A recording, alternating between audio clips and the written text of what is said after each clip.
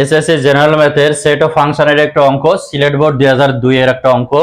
বলা হয়েছে A set is equal to x belongs to N such that x square minus 10x plus 24 হলে P of এ অর্থাৎ এ সেটের মান নির্ণয় করো। তো সেক্ষেত্রে আমাদের বোঝাই যাচ্ছে এ এর আগে প্রথমে মান নির্ণয় করে নিতে হবে। সেক্ষেত্রে আমাদের দেওয়া আছে একটা সমীকরণ দেওয়া আছে x square minus 10x plus 24।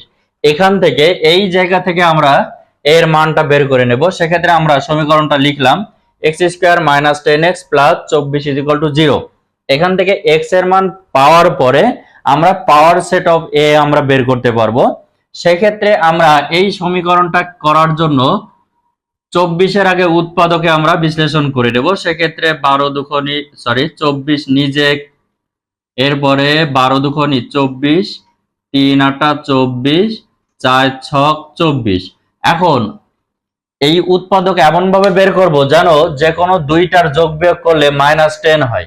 তো সেক্ষেত্রে এক্ষেত্রে সম্ভব না, এই ক্ষেত্রেও সম্ভব না, এইটা সম্ভব নয়। 3 8 যোগ বিয়োগ করলে কখনোই 10 হবে না, তবে এই জায়গাটা হওয়ার সম্ভাবনা ছিল বা আছে, এবং এটাও আছে। সেক্ষেত্রে আমরা 10 আর 12 যদি নিয়ে আমরা ক্যালকুলেশন করি, আমাদের কোনটা এখানে হবে সেটা আমরা একটু খেয়াল করি। যদি এইটা নেই 12, তাহলে 12x plus 2x is equal two 24। এটা হবে না, কিন্তু কেন হবে না সেটা আমরা একটু দেখি। আমি যদি এখানে x কমন নিই তাহলে x মাইনাস 10 প্লাস এখানে যদি 2 কমন নিই x প্লাস 12। এই যে 12, একটা প্লাস 12 মাইনাস 12 এখানে কোনোভাবেই সেট করা সম্ভব না। এই কারণে 2 এবং 12 এটা যাবে না। সেক্ষেত্রে আমাদের যেটা বের করতে হবে, তাহলে অপশন হচ্ছে এটা বাদ, আমাদের অপশন হচ্ছে 4 আর 6। এইটা যোগ বিয়োগ করলে অবশ্যই 10 হয়। তাহলে আমরা একটু খেয়াল করি 4 এবং 6 দিয়ে কিভাবে আমরা উৎপাদক করব সেটা একটু খেয়াল করি। 4x যেহেতু মাইনাস, তাহলে দুইটাই এ মাইনাস করে নিই। নেওয়ার পরে আমরা যেটা পেলাম সেটা হচ্ছে এখন x যদি কমন নেই তাহলে 4, 6 কমন নিলে x minus 4 is equal to 0।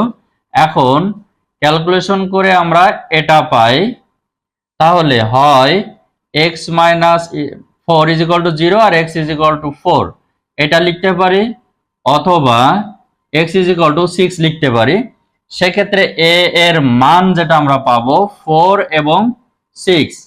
এখন আমরা একটু খেয়াল করি power set of a is equal two বের করব, অর্থাৎ এই যে পাওয়ারের মানগুলো,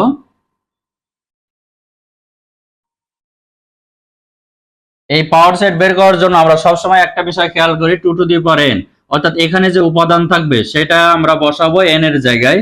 তার মানে দুইটা আছে, এখন আমরা 4টা পাবো। তাহলে সেক্ষেত্রে পাওয়ার সেট বের করার জন্য প্রথমেই একটা ফাঁকা সেট বের করতে হবে, তারপরে সিঙ্গেল সিঙ্গেল যেটা সেটা বের করতে হবে। 6 4 সিঙ্গেল সিঙ্গেল বের করে নিলাম।